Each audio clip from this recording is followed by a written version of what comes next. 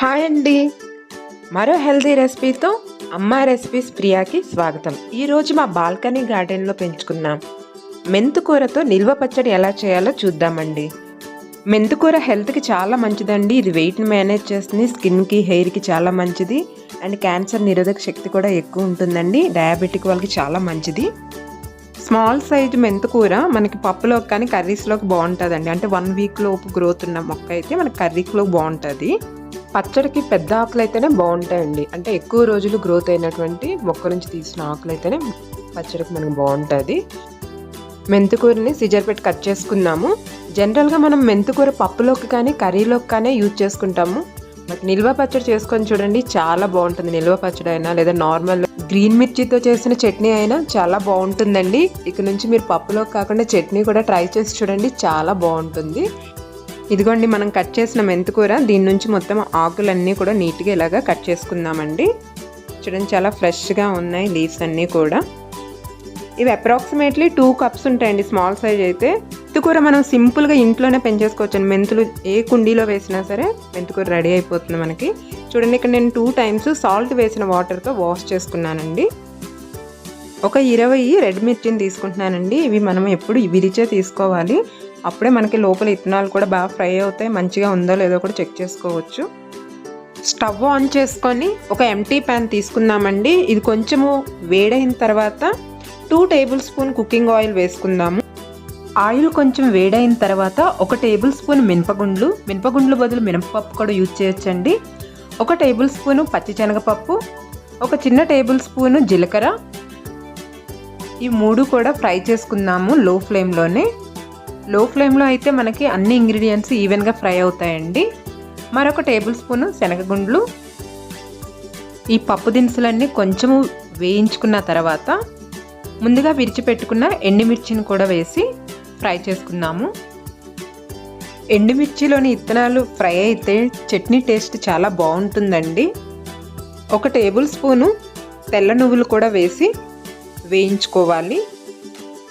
దినుసులన్నీ కూడా బాగా ఫ్రై అయిపోయిన తర్వాత స్టవ్ ఆఫ్ చేసే ముందు లాస్ట్లో కొంచెం ఇంగువ వేసుకొని, ఇంగువ హెల్త్కి చాలా మంచిదండి. చిటికెడు ఇంగువ వేసుకొని స్టవ్ ఆఫ్ చేసి ఇంగ్రీడియంట్స్ అన్నిటిని కూడా ఒక బౌల్లోకి సపరేట్ చేసుకుందాము.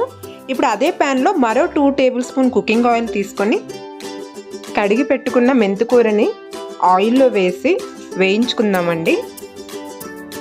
ఇది ఆయిల్లో మనకి మినిమం 5 మినిట్స్ అన్నా వేగితే పచ్చివాసన లేకుండా ఉంటుంది. మరీ ఎక్కువ మాడిపోయేటట్లు వేయించుకోకూడదు, పచ్చివాసన పోయేటట్లు బాగా వేయించుకోవాలి. చిటికెడు పసుపు కూడా వేసి వేయించుకోవాలి. ఉసిరికాయ సైజంతా కడిగి పెట్టుకున్న చింతపండుని వేసి వేయించుకోవాలి. చూడండి, వాటర్ ఫామ్ అవుతుంది కదా.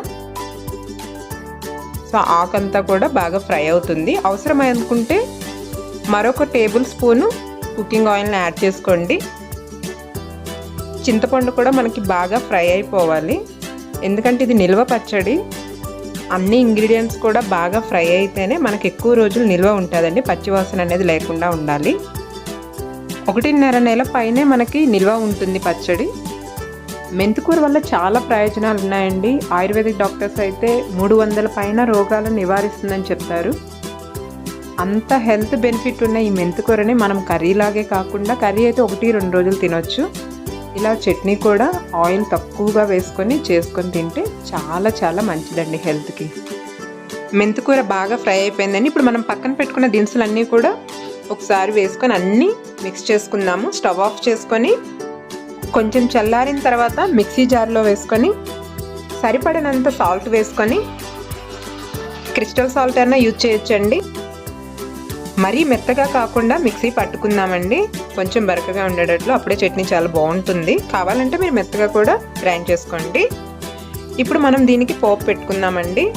ఒక చిన్న ప్యాన్లో 1 టేబుల్ స్పూన్ ఆయిల్ వేసుకొని 2 రెడ్ చిల్లీస్ వేసుకొని, 1/2 టేబుల్ స్పూను పచ్చిశనగపప్పు.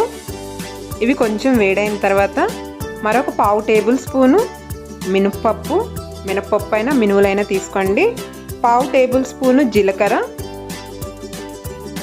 పొట్టు వలిచిన 4 వెల్లుల్లి రెబ్బలు, జనరల్గా మనం నిల్వ పచ్చడి ఆయిల్లోనే డైరెక్ట్గా పచ్చడిని వేసేస్తామండి. కానీ దీనికి మటుకి మెంతికూర పచ్చడికి విడిగా పోపు పెట్టుకొని వేసుకోవాలి. కొంచెం కరివేపాకు కూడా వేసుకొని, ఆవాలు కూడా ఒక స్పూన్ వేసుకోవచ్చండి. కానీ నేను ఇక్కడ ఆవాలు యూజ్ చేయట్లేదు, మీరు కావాలంటే ఆవాలు కూడా వేసుకోండి. సో పోపు అంతా కూడా బాగా ఫ్రై అయిపోయింది. ఇప్పుడు ఈ పోపుని మనము స్టవ్ ఆఫ్ చేసి చట్నీలో పైన వేసేసి కలుపుకుందాము. చూసారు కదా, ఎంతో ఆరోగ్యకరమైన రుచికరమైన మెంతికూర నిల్వ పచ్చడి రెడీ అయిపోయింది. సేమ్ ఇంతే మనం కొత్తిమీర నిల్వ పచ్చడి కూడా తయారు చేసుకోవచ్చండి. మీరు కూడా మీ ఇంట్లో ట్రై చేసి కమెంట్స్ రూపంలో నాకు తెలియచేయండి. మీకు కానీ ఈ వీడియో నచ్చినట్లయితే లైక్ చేయండి, మీ ఫ్రెండ్స్కి ఫ్యామిలీ మెంబర్స్కి షేర్ చేయండి. మరిన్ని వీడియోస్ కోసం సబ్స్క్రైబ్ చేసుకొని నా న్యూ వీడియో నోటిఫికేషన్ కోసం బెల్ ఐకాన్ని ప్రెస్ చేయండి. Thank you for watching.